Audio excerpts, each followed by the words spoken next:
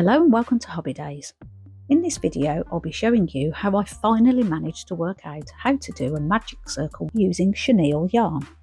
Now if you've seen any of my other videos you'll know that I normally use cotton yarn, but I was gifted this paint box chenille yarn and thought let's give it a go. Now I would usually use a crochet hook 2 sizes smaller than recommended on the yarn label, but I've discovered with the chenille yarn I only need to go down half a hook size. So I'm going to make my magic circle in the usual way.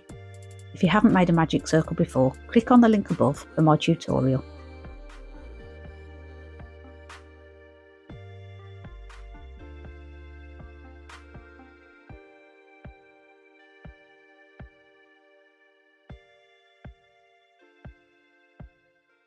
Let's speed this up.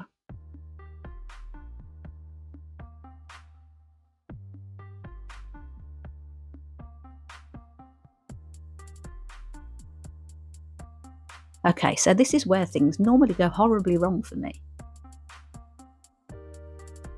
But I've discovered that if we pull at the bottom of this ring, not too much, just a little, it seems to loosen it up. It's quite strange, but very effective. And now we pull on the tail, as we normally would. Try and keep the stitches as straight as you can. And this is where the magic happens.